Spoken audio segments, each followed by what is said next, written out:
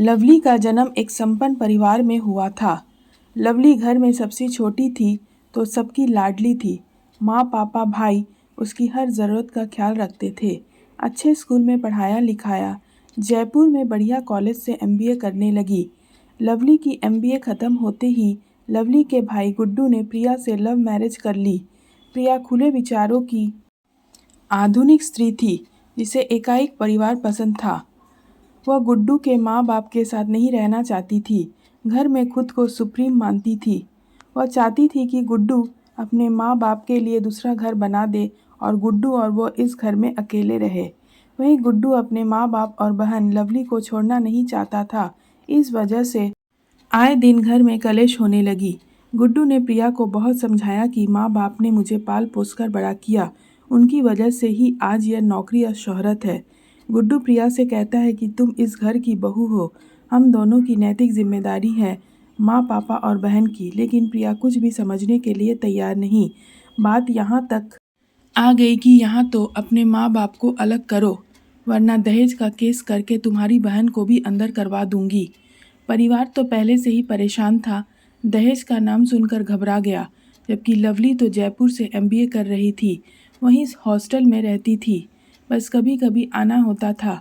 लेकिन प्रिया तो लवली पर भी दहेज का केस ठोकने की धमकी दे रही थी। गुड्डू और उसके माँ बाप बहुत दुखी थे। वह चाहते थे कि लवली पढ़ लिख कर अपने पैरों पर खड़े हो जाए, कहीं अच्छी कंपनी में नौकरी करे और नाम कमाए। पर घर के अंदर के हालत ऐसे हो गए थे कि डर डर कर दिन काटने लगे। माँ बाप को लवली की फिक्र होने लगी।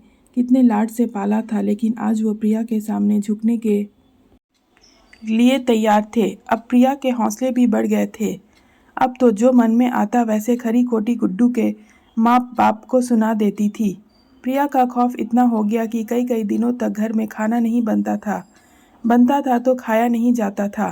प्रिया के तांडव से परेशान होकर गुड्डू के माँ पापा और गुड्डू ने लवली का ब्याह करने का फैसला लिया। उन्हें लगता था कि लवली का ब्याह हो जाएगा तो प्रिया का तांडव कम हो जाए, इसलिए ज़बरदस्ती में उन्होंने एक लड़का देखा जिसका नाम राजा था, जो दिल्ली पुलिस में था। लेकिन राजा की शर्त थी कि वह शादी के बाद लवली को जॉब नहीं करवाएगा।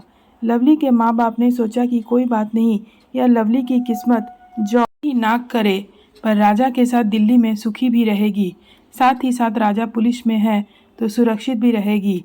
गुड्डू और उसके माँ पापा जो पढ़ा लिखा कर लवली को अपने पैरों पर खड़ा करना चाहते थे, वे आज उसके पैर ही काट बैठे और राजा के साथ ब्याह करा दिया। इधर लवली का ब्याह हुआ, उधर गुड्डू ने प्रिया से तलाक की अर्जी लगा दी। कुछ महीनों तक राजा ने लवली को खूब खुशियां दी, फिर छोटी छोटी बातों पर नोक झोंक होने लगी। कुछ सालों में लवली के भाई का तलाक हो गया, मतलब गुड्डू और प्रिया अलग हो गए। गुड्डू अपनी बूढ़ी माँ बाप के साथ सुकून से रहने लगा। इधर लवली पर राजा जुल्म ढाने लगा। रोज़ रोज़ लवली के माँ बाप को गाली देता। गुड्डू के तलाक को लेकर लवली को मारता, कहता तुझे भी मैं ऐसे ही तलाक दूंगा। मारता तो मारता, कई दिनों तक भूखा भी रखता। मारपीट, गाली गलौज, भूखे रखना, माँ बाप से बातें ना करवाना, पुलिस की धमकी देकर बूढ़े माँ बाप को जेल भेजवाने की धमकी से लवली को डराना राजा की आदत में शुमार हो गया था।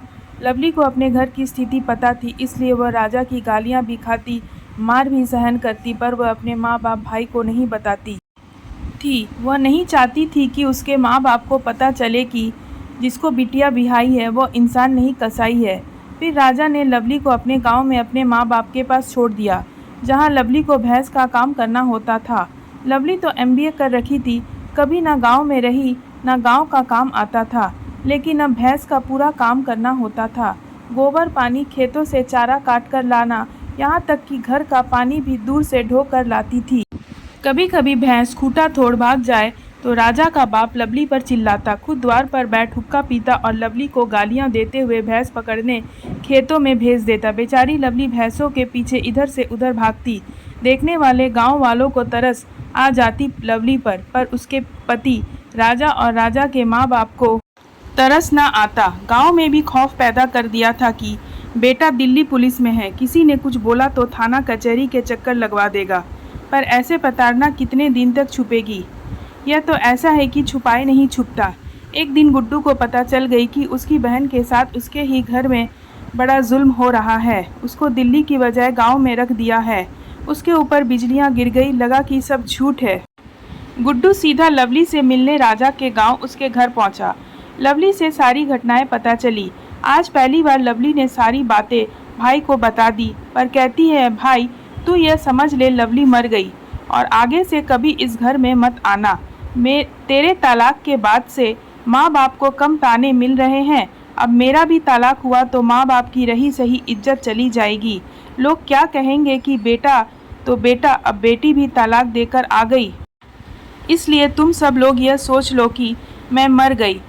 मर तो उसी वक्त गई थी जब भाभी द्वारा दहेज की धमकी के डर से MBA की डिग्री के बाद भी जल्दबाजी से मेरा ब्याह कर दिया गया। सपने तो तभी चकनाचूर हो गए थे। बची कुछ कसर राजा ने पूरी कर दी। अब मेरी किस्मत, मेरा भाग्य, ऐसे ही मार खाकर ज़िंदगी जीने पड़े तो जी लूँगी, पर माँ बाप को कोई ताने दे, उसकी इज्जत जाए, वह मैं बर्दाश्त नहीं कर पाऊँगी। फिर लवली ने रोते हुए हमेशा के लिए गुड्डू को विदा कर दिया। यह कहानी एक लवली की नहीं, ऐसे हजारों लवली आज पढ़ लिख कर अपने भविष्य के सुनहरे सपने देखती है, पर पारिवारिक परिस्थितियों के चलते अपने सपनों के साथ अपनी ज़िंदगी भी कुर्बान कर रही है। उनकी चीखें, आवाज़ें उनके अंदर ही दफन होकर रह जाती है। किस्मत और भाग्य को दोष देकर खुद को समझाती है। दोस्तों, आपको मेरी यह कहानी कैसी लगी मुझे ज़रूर बताएं। आप लोग मेरी कहानी कहाँ से सुन रहे हैं कमेंट ज़रूर करें। अपने दोस्तों के साथ शेयर करें और लाइक करें। और अगर आप मेरे चैनल में नए हैं तो सब्सक्राइब करना ना भूलें और मेरे साथ इस तरह बने रहें। धन्यवाद।